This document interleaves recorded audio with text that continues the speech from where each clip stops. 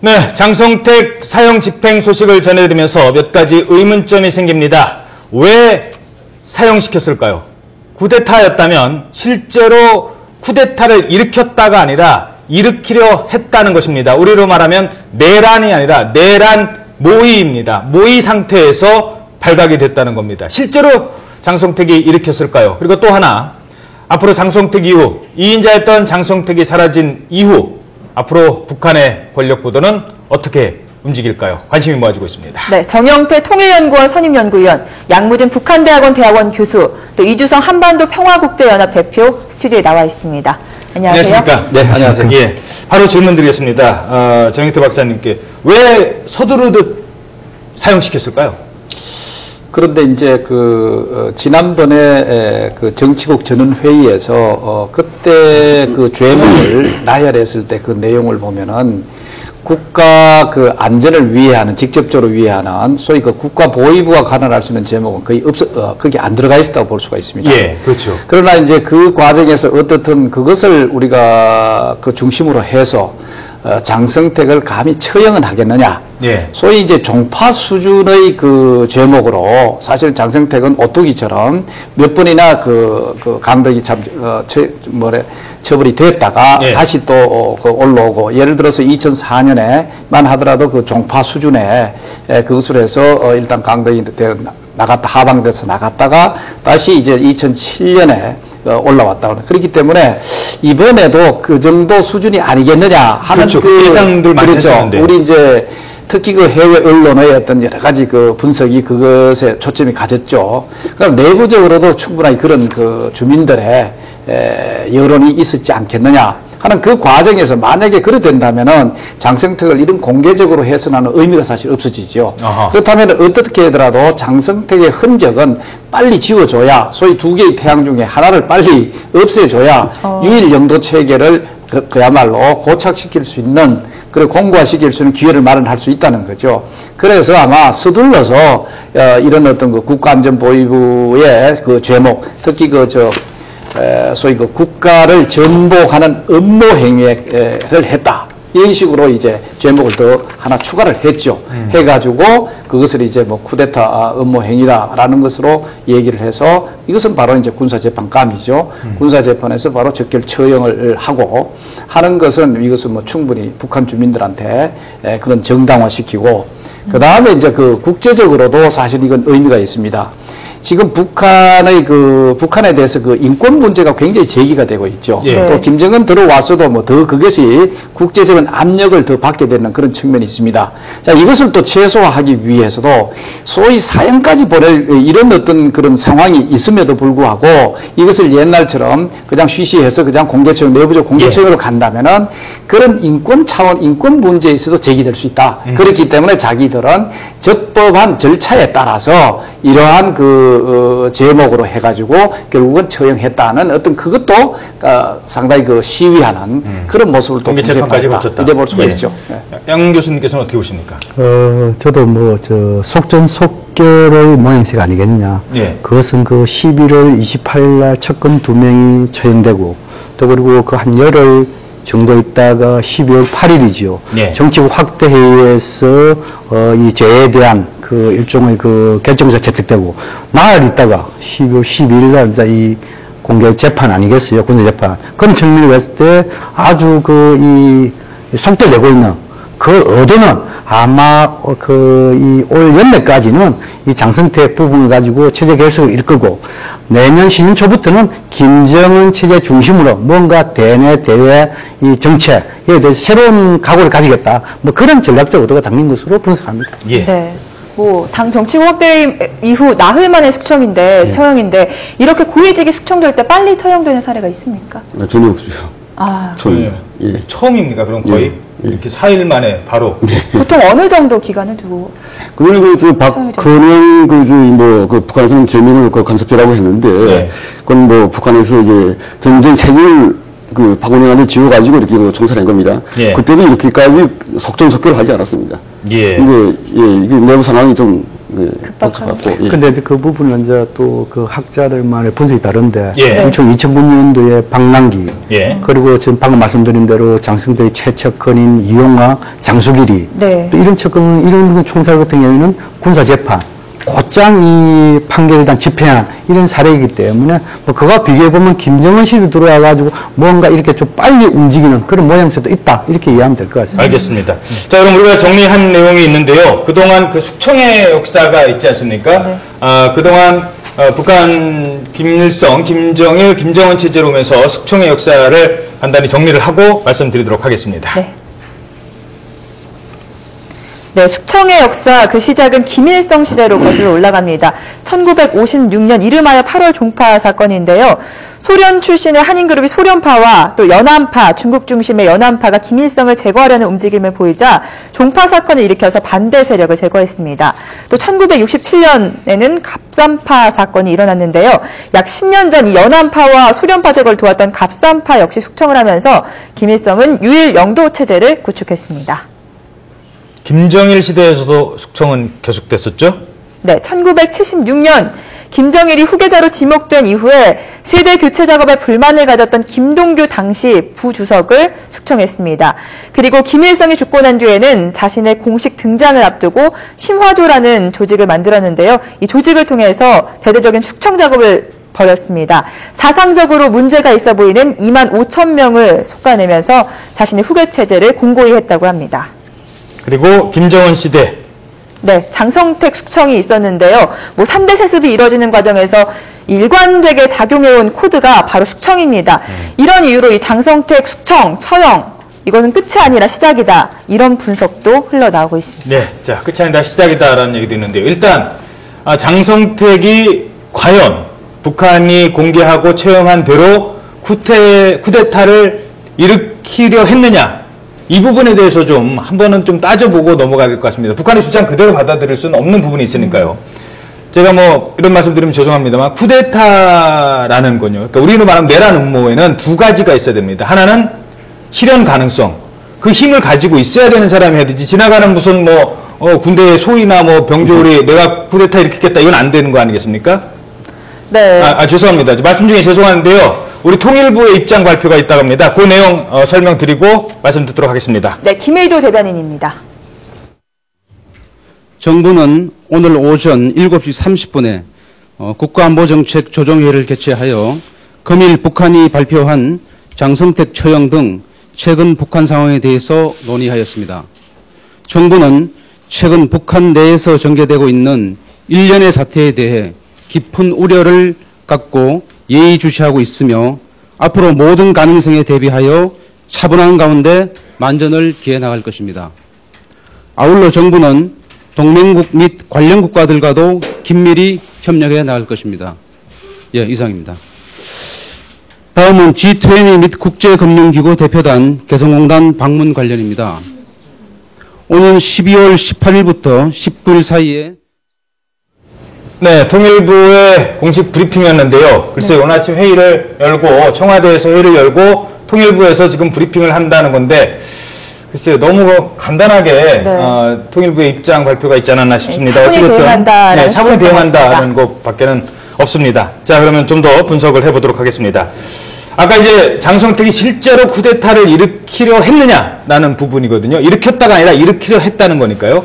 그러면 아까 말씀드린 대로 쿠데타를 일으키려면 실질적인 그 실행 능력을 갖춘 사람이어야 되거든요. 그건 맞습니다. 장성택은 북한의 2인자였고 쿠데타를 일으킬 가능성이 높았죠. 두 번째는 실현 가능성과 함께 필요한 그 사항이 구체성입니다. 몇 월 며칠 언제 어디서 모여서 우리가 쿠데타를 일으키겠다는 그 계획. 근데 오늘 그 판결문이라고 할까요? 그 내용을 보면 북한 경제가 극도로 어려워져서 나라 경제가 상당히 힘들 때 라고만 했지 몇 월 며칠 누구와 이런 부분은 포함이 되지 않았습니다. 자, 이런 내용으로 봤을 때 만약에 이걸 남한의 군사재판소에서 한다면 쿠데타 가능성으로 혐의를 인정해서 처형할 수 있느냐 이런 부분을 따져보는데 어떻게 보십니까? 저는 북한 체제 내부에서 실질적으로 쿠데타가 일어나기는 거의 어렵다. 이게 이제 제 나름대로의 판단입니다. 예. 그렇다면 이번에 장성택 사건의 경우에 진짜 장성택이가 쿠데타를 모의를 했느냐, 또 그럴 가능성이 있었느냐 한다면 그것도 사실은 가능성이 저는 적다고 봅니다. 아하. 그러나 어떻든 장성택이가 그것과 관련된 충분한 나름대로의 그 의심을 샀을 수는 있습니다. 예. 그 이유가 장성택이 나름대로 지금 2인자라고 할 정도의 나름의 성과를 올리고 있는 그런 그 인물이기도 하죠. 예. 그리고 또 실제 당 행정부장이라고 하는 그런 측면도 있고, 그다음에 이제 당직 어떤 그런 그 위세가 있겠죠. 그러면 이제 오랫동안 이 권력 주변에서 오뚜기처럼 계속 이제 내려갔다 올라갔다 하면서 자기 그 권력을 상당한 부분 그 2인자라고 할 정도까지 올려놨단 말이죠. 이 과정에서 군부를 비롯해가지고 많은 자기 뭐 세력이라기보다는 자기를 거쳤거나 아니면은 자기와 친분이 있는 이런 인맥은 많이 형성을 했을 거예요. 예. 아마 그 과정에서 특히 이제 원래 들어와서 참 김정은 집권 2년 차에서 이래 보면은 사실 인민무력부장만 하더라도 여러 차례 바뀌어버렸습니다. 그렇죠. 그리고 또 총참모장 여러 번 바꿨죠. 이 과정에서 이런 인사에 개입하는 어떤 그런 정도의 영향력도 했을 가능성도 사실 있습니다.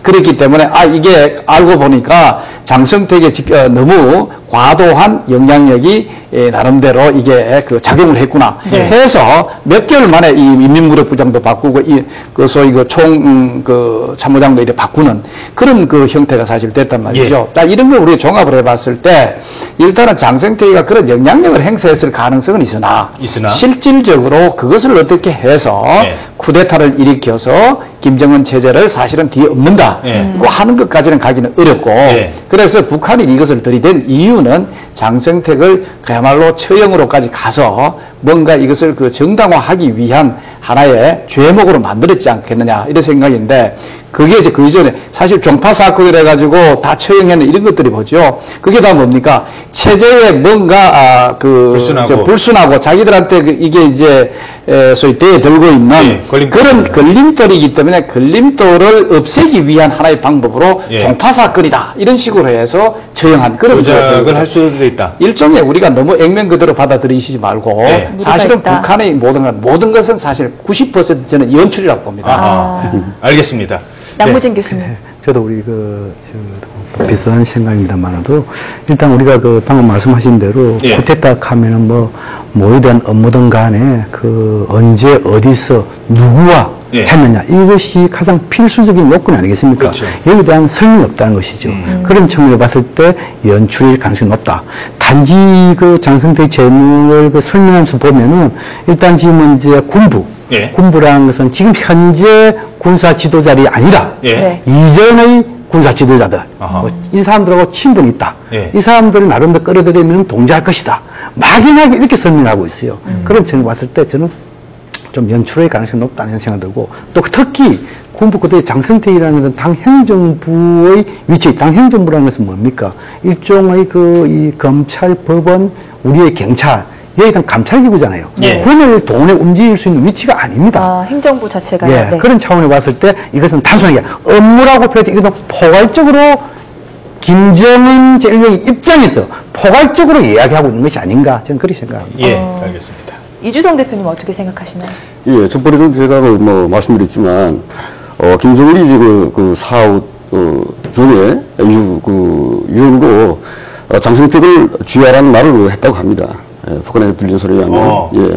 그러니까 그 일환인지는 모르겠지만, 이미 어느 정도 김정은과 체제를 구축하지 않았습니까? 근데, 아마 장성택이 모든 정부라든가, 돌아가는 직을 보면, 앞으로 장성택을 놔두면, 자기가 또 이제 독재 이런 체제를 강화하는 데 있어서 걸림돌이 되겠구나. 이제 두 분 말씀하신 것처럼 그런 맥락에서 이런저런 재미를 만들어가지고, 쿠데타는 불가능한 거고요. 그렇게 해서 아마 처형을 했으리라 봅니다. 알겠습니다. 네. 처형 방식에 대해서도 궁금증이 많이 생기고 있는데요. 여러 가지 설이 제기되고 있는데 서상기 국회 정보위원장이 오늘 밝힌 내용을 보면 기관총을 사용했다. 이런 얘기도 나오고 있는데 어떻게 보시나요? 저는 그게 확인이 안 되고, 일단 정보위원장께서 얘기를 하셨으니까 액면 그대로 우리가 받는다 손 치더라도 어떻든 뭔가 이 장성택의 어떤 처형 자체를 굉장히 소위 북한 주민들이 보기에 단호하고 그리고 또 거기에 대한 처벌이 가혹하다 하는 것을 시위하기 위해서는 예. 사실은 뭐 총을 쏘아 죽인 거는 뭐 기관총으로 쏘아가지고 죽인 거나 네. 예를 들어서 단발총으로 쏘아 죽인 거나 똑같은 거거든요. 그러나 기관총으로 쏘아서 죽였다는 나름대로의 그런 상징성. 루머가 예. 소위 나가도록 하는 게 아하. 큰 상징성이라는 거죠. 예. 거기에 대한 단호함과 거기에 대한 어떤 굉장히 영향력이 큰 형태의 그 내용이 아닌가 그렇게 볼 수가 있죠. 그리고 또 하나가요. 장성택을 사용하기 전에 일부 우리 정보 당국의 정보에 의하면 장성택이 가지고 있던 돈이 있지 않습니까? 외화벌이에서 그 돈은 이미 빼앗아 놓고 그 다음에 수령을 했다. 이런 정보가 지금 들어가 있거든요. 그 부분에 대해서는 어떻게 보니까 원래 노렸던 게 돈이었을 가능성은 또 없는지 어떻게 보십니까? 물론 이제 장성택의 비리 또 그리고 정변을 일으키려다 나름대로 자금이 필요하고 그래서 이 자금을 이제 색출하는 과정에서 여러 가지 밝혀지고 그런 정신 장성태가 오랜 기간 동안에 이 김정일 위원장 또 그리고 김정은 시대 비자금 이런 부분에서 관리했다는 것이 많은 설로서 나오고 있습니다. 예. 또 그리고 북중 간의 경제 협력이 있어가지고 또 나름대로 역할을 했지 않습니까? 예. 그런 측면을 봤을 때 이제 자금이 많이 그런데 지금 이제 김정은 시대에 들어와가지고 유엔 안보리 대북 제재해가지고 현금한테 은행 이건 다 거의 지금 이제 통제를 다 받고 있습니다. 근데 유일하게 캐시백이라고 현금을 가지고 움직일 수밖에 없는데 예. 그러나 그런 부분에 대해서 얼마 될지 모르겠지만 예. 그런데 이 김정은 제1위원장 입장에 봤을 때 장성택과 관련되는 모든 비자금 예. 여기에 대해서 철저한 조사 그 이후에 다 현금을 다 일종의 빼앗았다 할까요? 아니면 가져오는 뭐 그런 절차는 있었을 것이다. 예. 그렇게 추정합니다. 알겠습니다. 자, 그러면 장성택이라는 인물이 어떤 인물인지 저희들이 지금부터 살펴보고 또 질문을 나누도록 하겠습니다. 장성택의 인생 굴곡부터 정리를 해드리죠.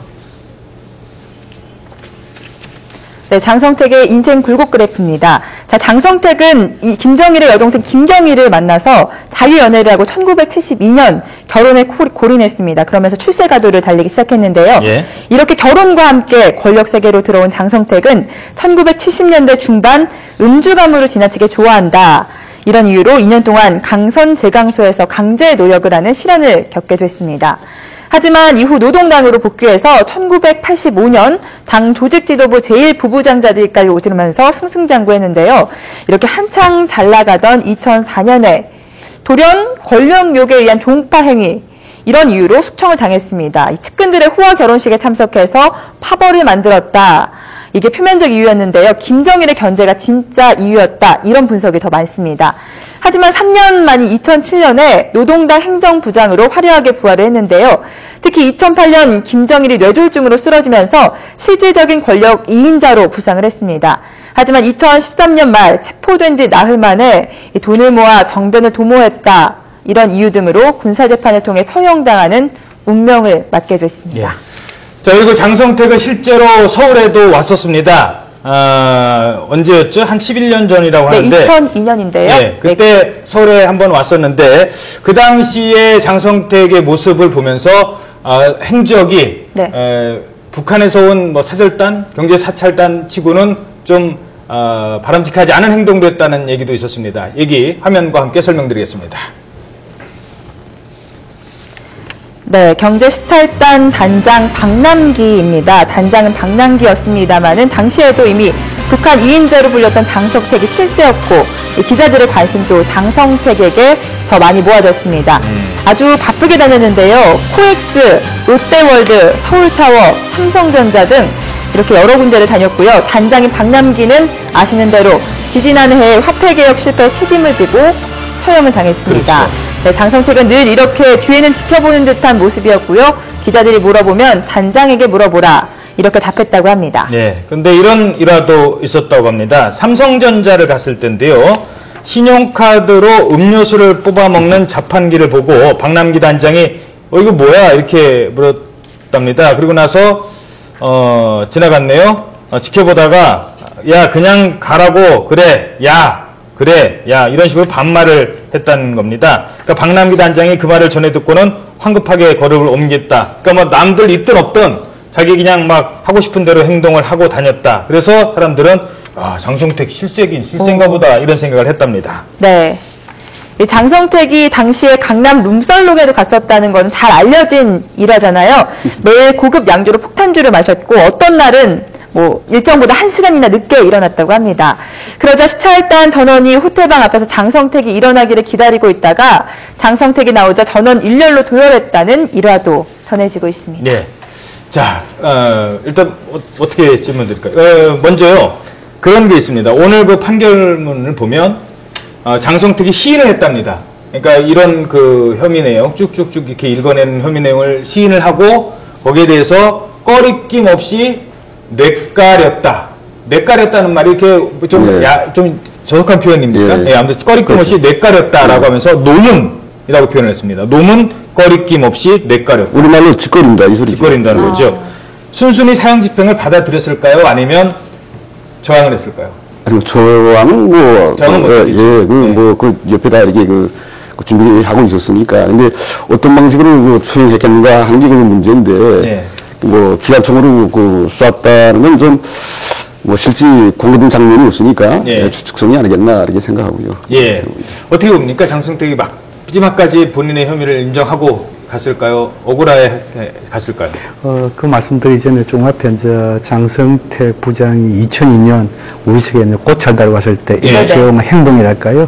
이에 대해 좀 보완해 주자면 여기에 대한 두 가지 분석이 있습니다. 장성택이가 밖으로 우리의 그 경제 기법이랄까요? 일종의 자본주의 경리랄까요? 여기에 대해서 관심이 많았다. 예. 또 그리고 이제 자신에게 뭐 묻고 일할 경우에는 여기는 지금 단장이 있다. 이렇게 낮추는 이런 측면의 분석도 있고 예. 또 자본주의 경제력에 대해서 관심이 많았다는 분석 이런 게 있고 예. 또 다른 한편으로는 일단 아침에 다른 데 관람 장소로 가야 되는데 늦게 나왔다는 것이죠. 예. 또 술 먹고 맨날 이래가지고 술 먹고. 그렇죠. 예. 그래가지고 이제 지금 이제 그 오히려 실시라는 있잖아요. 간접적으로 표현하는 그런 측면이 있다는 거 있습니다. 어떻든 간에 이러한 부분에 대해서 2005년도인가요? 2005년도에 그 이 정동영 그 당시 통일부 장관이 대북 특사를 가가지고 예. 그 당시에 이제 그 박재규 전 통일부 장관이 고문으로 같이 그 평행하는데 그 당시에 이제 김전 위원장 만났을 때 이런 이야기가 있습니다. 박재규 장관께서 그 장성택이 요새 부장이 잘 안 보인다. 어찌 됐나 이러니까 장 부장 그 저 남측에 고찰단을 보냈더만 예. 술을 많이 마시고 이래가지고 그 일종은 지금 이제 좀 그 마음의 지금 이제 교육을 받고 있어. 좀 망하네 뭐 그렇지요. 뭐 그런 이야기도 있다는 이야기 있습니다. 어쨌든 간에 이러한 분석에 대해서는 두 가지 이런 서로 상반되는 분석이 있다. 이렇게 이해해 볼 필요가 있고 그 다음에 이제 지금 장성택의 이 군사재판 이 부분에 대해 가지고 일단 이 재판 측에서는 100% 입증을 했다. 또 그리고 나아가서 장성택도 100% 시인했다. 이 부분 일단 재판에서 그건 다 그 일단 기획되는 부분이 아니겠습니까? 그러나 이제 우리가 북한의 장성택 위치에 있는 사람이 시인을 어떤 식으로 했는 것인지 이런 것을 모르니까. 그래서 이런 부분에 대해서는 앞으로 북한의 보도라든지 좀 더 두고 봐야 된다. 그런 생각이 듭니다. 예, 알겠습니다. 네, 자, 북한이 이 장성택이요, 뭐 경제적으로는 좀 개혁파였고 말씀하신 대로 정치적으로는 온건파였습니다. 이 장성택이 숙청되면서 좀 북한 내에서도 달라지는 움직임이 있을 것 같고요. 대남 정책도 좀 달라질 것 같은데요. 먼저 뭐 북한 내에서 어떤 권력 지형의 변화가 있을지 좀 설명해 주시죠. 예, 먼저 이제 장성택이가 이제 완전히 그 처형이 됨으로써 저는 그 장성택 현상과 같은 것은 일단락을 지었다 이렇게 볼 수 있죠. 예를 들어서 여러 가지 장성택 주변에 있는 어떤 인물이라든가 뭐 조직이라든가 이것은 뭐 어느 정도 정비를 했을 것 같고 예.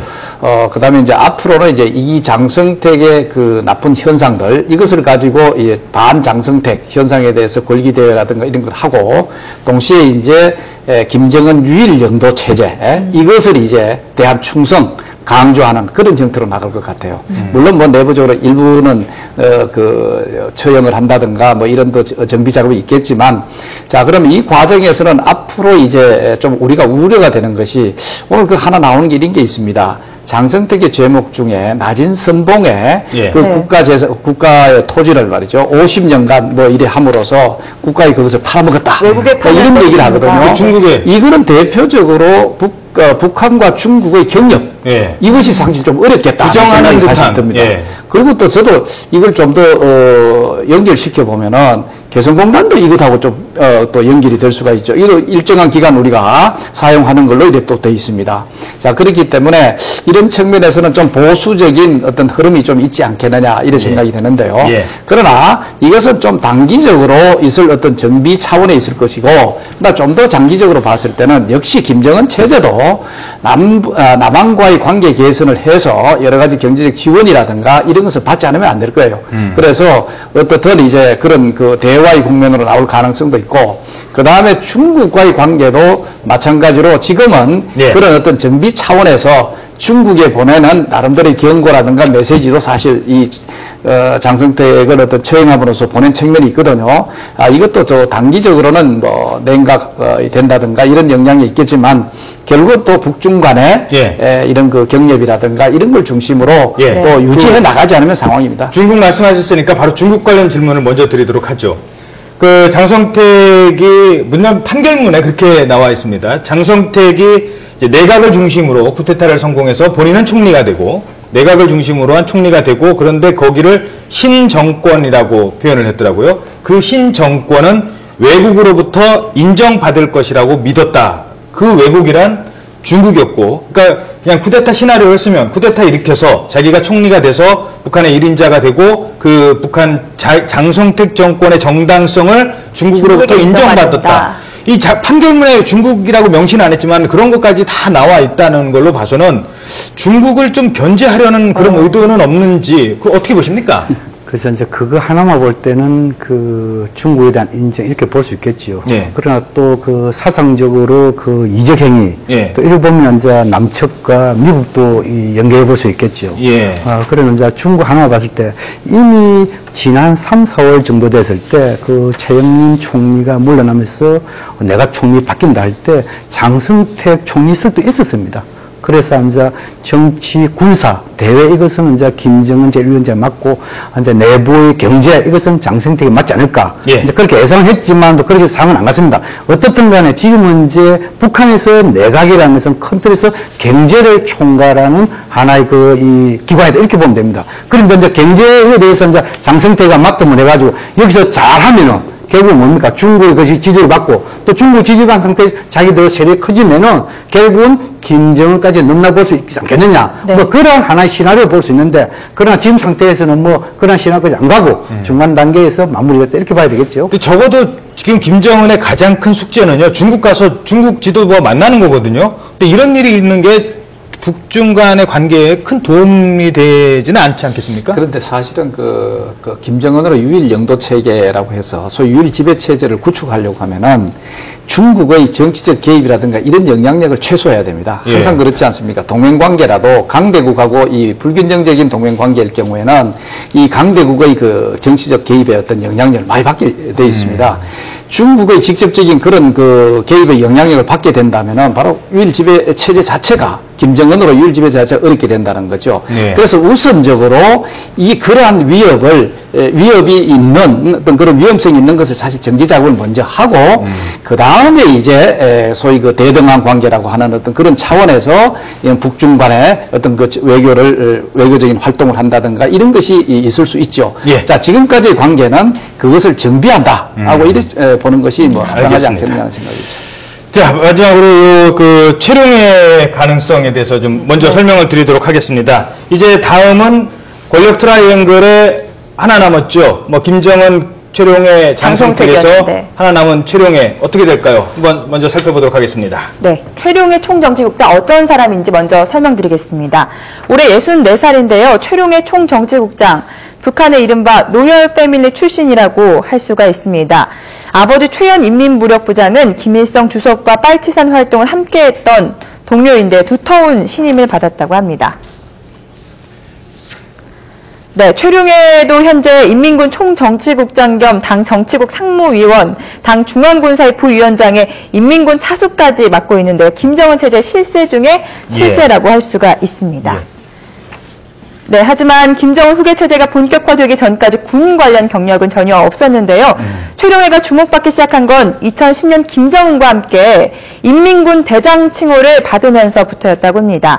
당 중앙위 비서, 중앙군사위원 등의 직책에도 이때 임명이 됐습니다. 네, 이어서 2012년 4월에는 인민군 차수로 초고속 승진을 하는데요. 8개월 만에 대장으로 강등돼서 군 내부 권력 투쟁이 벌어진 것 아니냐 이런 분석도 있었지만 2달 만에 차수로 다시 복귀하면서 실세임을 과시했습니다. 그리고 지난 5월 김정은 제2위원장 특사 자격으로 중국을 방문한 것도 총정치국장의 위상을 보여줍니다.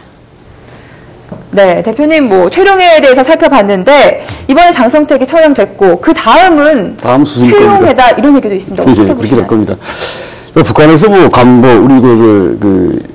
일꾼들이라든가 간부 등용은 하루아침에 이루어진 거 아니겠습니까? 그렇죠. 예, 권력 실세에 의해서 이제 그 사람의 경력과 능력이 어떻든지 간에, 예, 친분 관계, 그 다음에 또 자기가 믿을 수 있냐, 없냐에 따라서 이제 많이 관계되는데요. 우리 최룡의 지금 차수됐습니다. 그분도 이제 장성택, 추정된 그분하고 인맥경과 대단히 이제 가까웠습니다. 원래 장성택이 최룡해를 키웠죠. 예. 쉽게 표현하면. 예. 근데, 장성택이 이제 추정되는 걸 보고 네. 최룡해가 불안을 안 느끼겠냐, 이런 생각도 해보고요. 또 이제 김정일로서는, 다음에 북한에서 이제 감시대상 또 경제할 대상이 누구냐 볼 때는 최룡이 아니겠나 그렇게 보고 있습니다. 예.